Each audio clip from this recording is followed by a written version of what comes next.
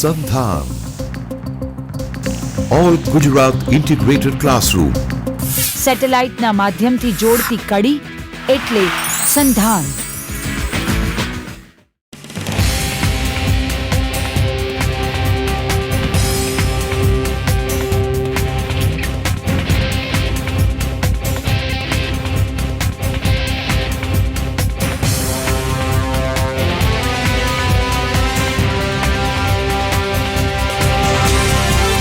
Vande Gujarat. Hello students, today we are going to study phonetics and spoken English. Now, before we move on to studying phonetics, all of us need to listen to a little story from the Genesis Bible. Earlier on, long while ago, a large number of people gathered together and started building a tower called the Tower of Babel in a city. And they were so united that the tower rose higher and higher. God saw all of this from heaven and got scared. He got scared of the unity of the people. The only reason behind the unity of the people was their language. They spoke the same language and therefore they could work unitedly to build the tower which rose higher and higher, and possibly it could have reached heaven. And therefore, God came down and destroyed the Tower of Babel. And people fell down at various places, and wherever they fell, they developed a language of their own and spoke different languages. And that is why phonetics is very essential. Like I said, every language influences the other language. Especially our own mother tongue influences English while we speak it. And therefore, it is not only necessary to know the right words, that is diction, but also how to speak English correctly. And that is why we are going to study today phonetics and spoken English. Linguistics is a scientific study of the language. And under the rubric of linguistics, one studies the following. First phonetics, then phonology, morphology, semantics, syntax, pragmatics, and discourse analysis. Of course, there is no need to worry because we are not going to delve into details of all of these. Today, we are going to focus on only one thing, and that is phonetics. What exactly is phonetics? And how does it help? Look at the words bud and bird, gull and girl, shut and shirt, study and sturdy, cud and curd. These words are pronounced differently, and several times we pronounce them as one and the same, and therefore we are mistaken or misinterpreted by the listeners. Being a teacher of communications, I have always been asked one question by my students. Why am I being misinterpreted by my listener? The reason being, or rather the most important reason, is that the speaker has not pronounced it correctly. And that is why the listener misinterpreted it. Well, it's not the fault of the listener after all then. Because there is a slight difference in the pronunciation, the word gets changed, and therefore its meaning also does. Phonetics, then, we must know, is concerned with how sounds are produced, transmitted, and perceived. Meaning, phonetics is a branch of linguistics which is concerned with the production of sounds. If phonetics is concerned with the production of sounds, then what exactly is phonology? Phonology is concerned with how sounds function in relation to each other in a language. Phonetics, therefore, becomes a descriptive tool, or rather, let's say a useful tool, used for studying phonological aspects of a language. Now we need to understand different areas of phonetics. While we are talking of phonetics, we need to know that in the context of oral languages, there are three basic areas of study. First is articulatory phonetics. Articulatory phonetics is the study of the production of speech sounds by the articulatory and vocal tract by the speaker. As we said, articulatory is connected with articulate, meaning to speak, to enunciate. And that is why it is connected with the production of speech sounds. Acoustic phonetics. Acoustic phonetics is a study of the physical transmission of speech sounds from the speaker to the listener. It is more like a communication process that the speaker speaks, encodes a message, and passes through the channel, and then it gets decoded by the listener. The third one is auditory phonetics, the study of phonetics, or rather the area of phonetics that deals with the reception and perception of the speech sounds by the listener is called auditory phonetics. Auditory is connected with the listening. Let's move on to each area of phonetics in detail now. First, as we read, it was articulatory phonetics. Now, what does exactly articulatory phonetics deal with, dear students? Like we mentioned before, it is dealing with the production of speech sounds.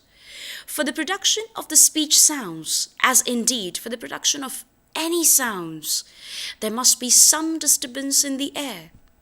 Such disturbance, dear students, is created by the organs of speech.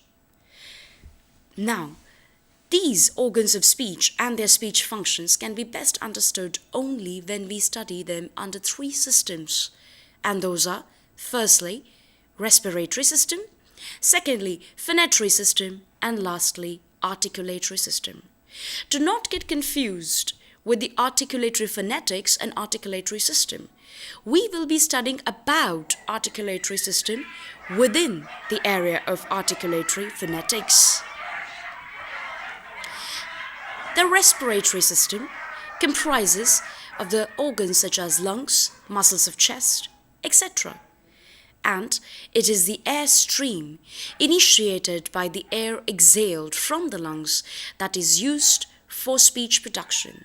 This airstream mechanism is called Pulmonic aggressive airstream mechanism. Now, though this sounds very bulky and very technical, it's not so difficult to understand. Let's take it step by step. Pulmonic is the adjective from lungs, and aggressive airstream literally means the stream of air coming out of the lungs. As you see, pulmonic aggressive airstream mechanism means the air that comes out of the lungs creates or helps in creating speech sounds, and therefore it is pulmonic aggressive airstream mechanism. As you see, it is not that difficult. Phonetry system. If you can see in the picture, phonetry system includes larynx and vocal cords. There are also other speech organs that are useful for creating speech sounds. Uvula, hard palate, soft palate, nasal cavity, teeth ridge, and many others. We will take them step by step as we meet them individually. As of now, we need to know that phonetry system focuses on larynx and vocal cords. What is larynx? The larynx is in the upper part of the trachea. Trachea is also known as the windpipe. And the upper part of the trachea or the windpipe is a structure called larynx. Larynx is formed of cartilage and muscle. Cartilage are soft bones. Now, what is the primary function of larynx? It's not there to just produce the sounds, but its primary function is to act as a valve. When necessary, it closes off the air from and to the lungs and also prevents food and water from entering the trachea. So we know that the primary function of larynx is very different from what it does while producing the speech sounds. That's what it is for.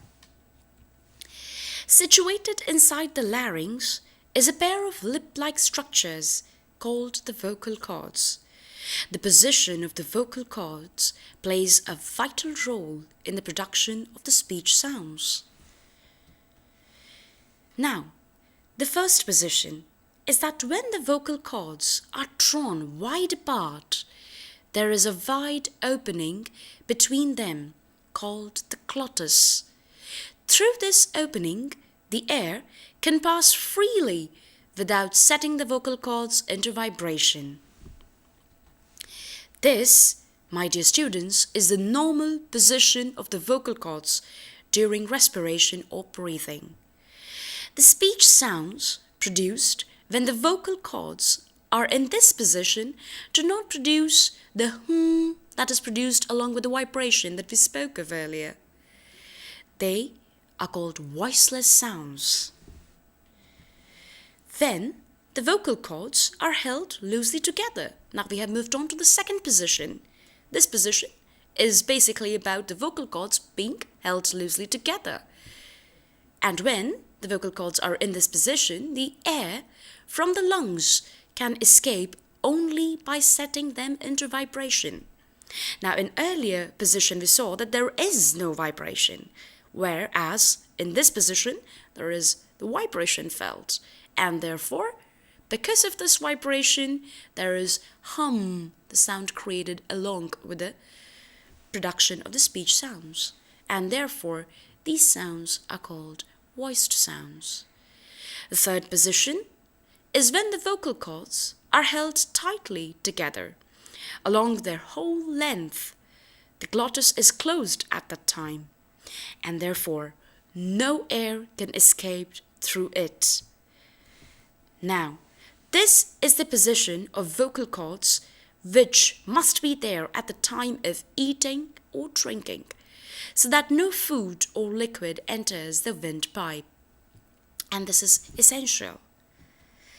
Proceeding from this position, when the vocal cords are suddenly drawn apart, an explosive sound called glottal stop is produced, and this helps in producing the speech sound.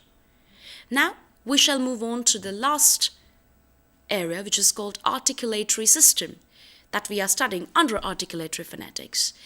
Articulatory System includes two kinds of articulators: active articulators and passive articulators. Now before we move on to the interaction between the two, we need to know what are active and passive articulators. Active articulators are those articulators that move from their position of rest to interact with the articulators that cannot move. The articulators that cannot move are called passive articulators. For example, lower jaw is the active articulator. Lips are the active articulator, but the upper jaw is the passive articulator. Tongue is the active articulator. We shall study about them in detail as we move forward. Articulatory system, like I said before, includes the tongue, the soft palate, hard palate, the teeth, the lips, etc. Now here, the soft palate is an important organ that helps you to produce speech sounds. When the soft palate is raised and nasal passage is blocked, dear students, please listen very carefully. I repeat, when the soft palate is raised and the nasal passage is blocked, then oral sounds are produced. When the soft palate is lowered, nasal passage is opened, and at that time, if the oral passage is blocked, then nasal sounds are produced. But, on the contrary, if the oral passage is open, then nasalized sounds are produced. We now move on to the next area of phonetics, which is called acoustic phonetics. In articulatory phonetics, we dealt with how exactly speech sounds are produced with the help of respiratory system and phonetry system and articulatory system. and the exact mechanism of how the air comes out of the lungs and produces speech sounds. Now, this is more dealing with physics because acoustic phonetics basically investigates properties like the mean squared amplitude of a waveform, its duration, its fundamental frequency, or other properties of its frequency spectrum.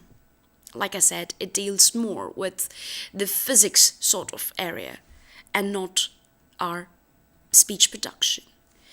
The study of acoustic phonetics was greatly enhanced in the late 19th century by the invention of the phonograph. Further advances in acoustic phonetics were made possible by the development of the telephone industry. Now we shall move on to auditory phonetics. Auditory phonetics is a branch of phonetics concerned with the hearing of speech sounds and with speech perception. So it's more on the end of the listener rather than the speaker. Here the speaker has done his work. But now it's the duty or role of the listener that plays a vital role as far as understanding of auditory phonetics is concerned. We shall now move on to the two categories of the speech sounds that are most important in linguistic terms. First is vowels. Now, while producing vowels, there is no obstruction in the mouth and in the pharynx. And of course, there is no narrowing of a degree that would cause audible friction. Now, in this way, vowels are essentially a tone or a hum issuing from the glottis, with the vocal cords normally vibrating.